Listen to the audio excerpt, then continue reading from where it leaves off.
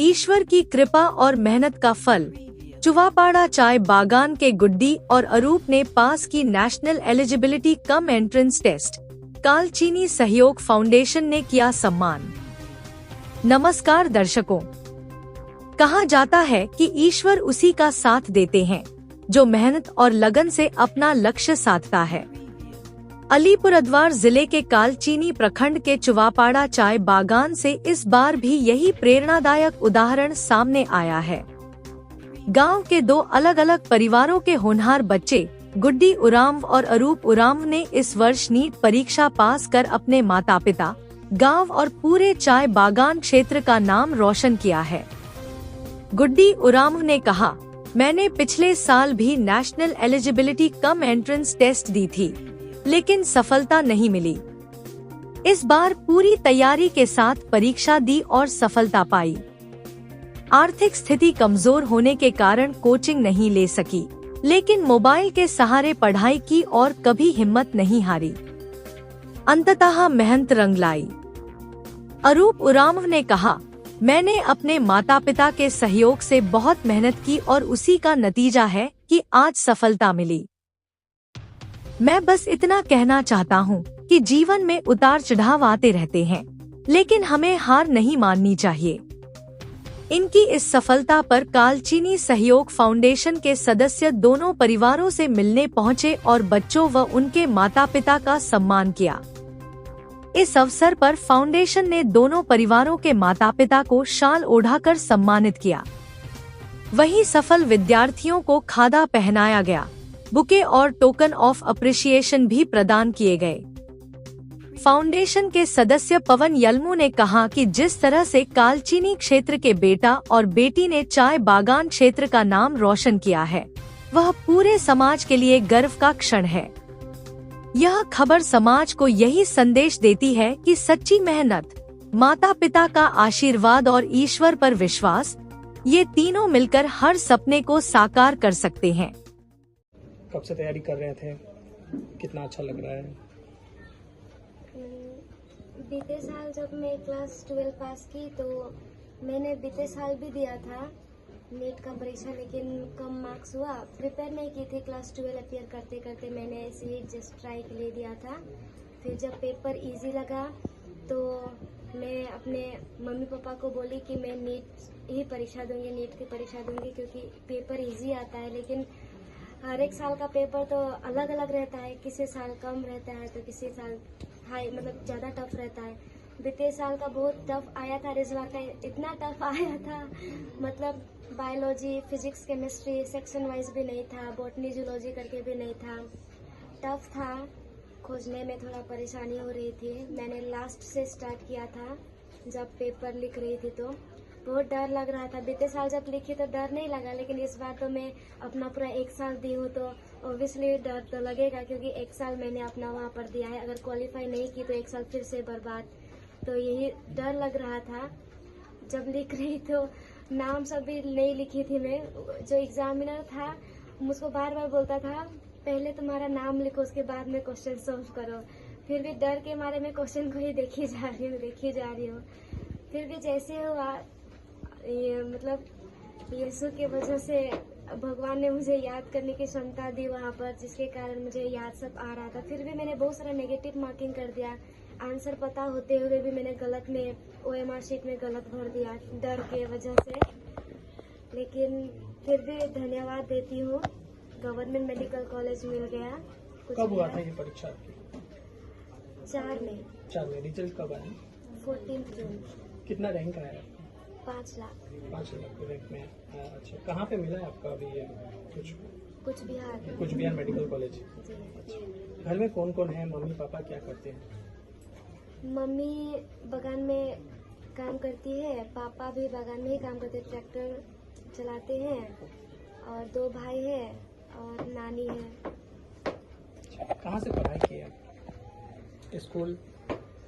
Primary तो मैं संत Amrish primary school से की, यहाँ हम लोग का पारिस, और 10 तक मैंने डिंडीमा संत मरिया गोरेती गर्ल्स हाई स्कूल पढ़ा। 11-12 संत कपितानो गर्ल्स हाई स्कूल चंपागुड़ी, जो कि नगरा कटा में है, वहाँ से मैंने किया। मार्क पिताजी तो चाय बागान के श्रमिक है, एक श्रमिक परिवार से आप लोग की आर्थिक स्थिति भी उतनी अच्छी नहीं है, तो यहाँ तक पहुँचने में कितना कठिनाई का सामना करना पड़ा है? माता पिता कैसा सहयोग किया आपको? बहुत कठिनाई का सामना करना पड़ा। जैसे कि हॉस्टल में, बचपन से ही हॉस्टल में ही पढ़ी हूँ। वहाँ पर तो फीस सब लगता था, मम्मी पापा जैसे तैसे करके दे देते थे। फिर जब मैं परीक्षा के लिए पढ़ रही थी तो मैंने कोचिंग ज्वाइन नहीं किया था। इसके लिए कोचिंग लगता है, लोग बहुत सारे स्टूडेंट, लाखों स्टूडेंट कोचिंग करते हैं, बहुत पैसा लगता है, लाख रुपए। लेकिन मेरे मम्मी पापा तो इतना एफर्ट नहीं कर सकते थे, तो मैंने यूट्यूब से ही पढ़ा। रिकॉर्डेड वीडियो जो पढ़ाते हैं टीचर्स लोग, वहाँ पर रिकॉर्डेड वीडियो मैंने पढ़ा था। फिर उससे ही मैंने नोट्स लिखा, बनाया। टोटल मोबाइल से ही? टोटल यूट्यूब, जी मोबाइल से। यूट्यूब से। इसके लिए कुछ क्या पैसा देना पड़ा या फ्री में? फ्री जो होता है फ्री वाला? Recorded video free. Recorded video की। प्रॉब्लम नहीं हुआ इस बिना बहुत कुछ? प्रॉब्लम हुआ, बहुत सिर दुखता था मोबाइल देख देख के। मतलब पढ़ने का मन तो किसी को नहीं करता है, लेकिन अब जो ड्रीम देखे उसके लिए तो पढ़ना ही पड़ेगा, तो बहुत दिक्कत होता था। कितना घंटा करके पढ़ाई करते थे? 8 घंटा। कभी ऐसा हुआ, कोई समस्या हुआ कि हाँ मुझसे नहीं होगा, ऐसा कोई कभी हुआ था? बहुत सारे। जब बीते बार का पेपर लीक हुआ था, पेपर बहुत इजी था, तो एग्ज़ाम होने के, नीट का एग्ज़ाम होने के 3-2 महीना पहले यूट्यूब में मैम लोग जो थे, सर लोग जो थे, वे यूट्यूब में बता रहे थे कि इस बार का पेपर बहुत टफ आएगा, क्योंकि बीते बार का पेपर बहुत इजी आया था, पेपर लीक हुआ था, ऐसे बोल रहे थे। बहुत टफ आएगा, सिलेक्शन के लिए थोड़ा सा मतलब ज़्यादा नंबर लाना पड़ेगा, ऐसा मतलब बहुत वो हुआ था।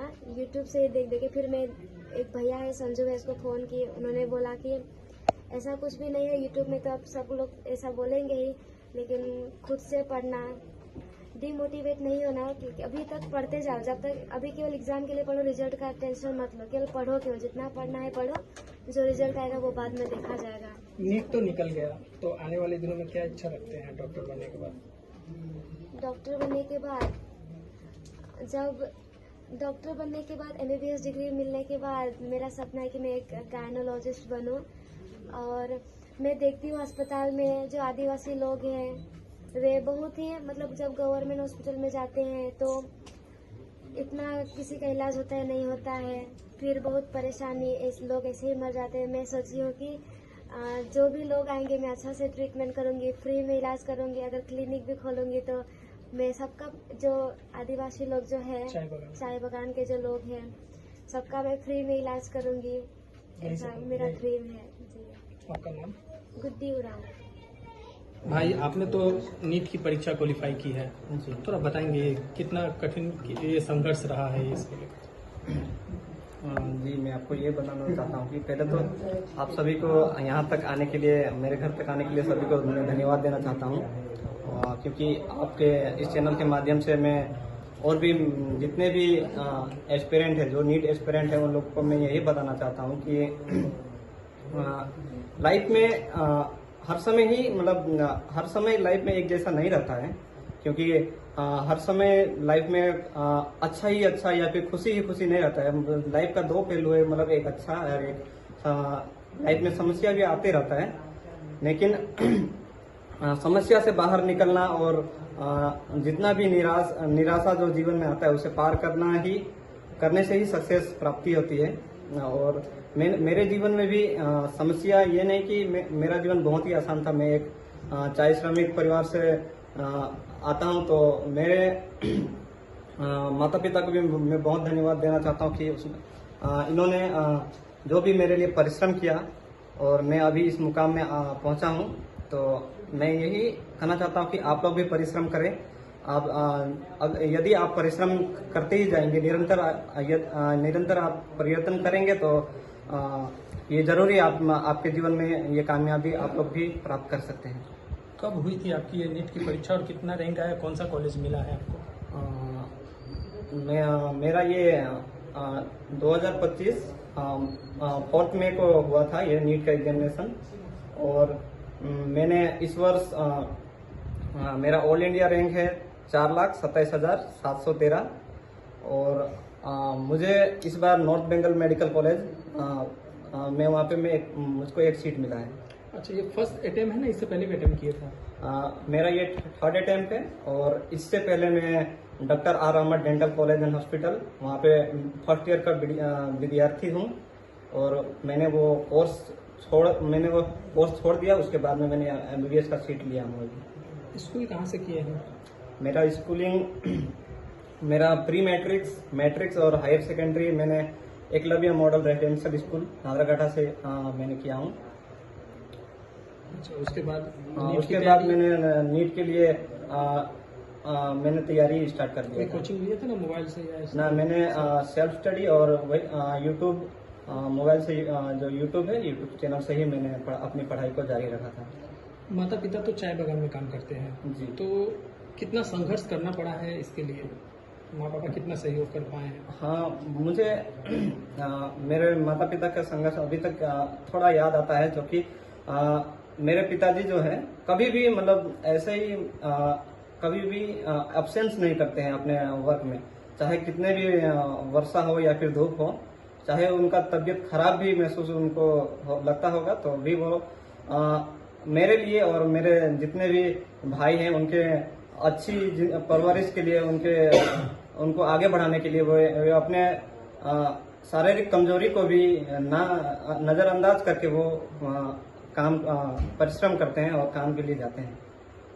तो इससे ये मालूम होता है कि मेरे पिताजी और मेरे माता मुझको और मेरे जितने भी दो भाई हैं तो उनको आने वाली जिंदगी में आगे देखना चाहते हैं, मतलब आगे बढ़ते हुए देखना चाहते हैं। आपने तो इस मुकाम पहुंच चुके हैं, डॉक्टर बनने की राह पे निकले हैं, तो क्या मैसेज देना चाहेंगे इस क्षेत्र के स्टूडेंट जो लोग हैं इस तरह के, जो पीछे रह जाते हैं या चाय बागान क्षेत्र में रहकर खुद को कमजोर समझते हैं? जी, मैं यही कहना चाहता हूँ कि कभी भी खुद को कमजोर ना समझे, क्योंकि सरकार हमारे साथ है और क्योंकि सरकार हर सुविधा दे रहे हैं हम लोगों को पढ़ाई के लिए, तो हम लोग को सिर्फ पढ़ने में हम लोग को ध्यान केंद्रित करना चाहिए।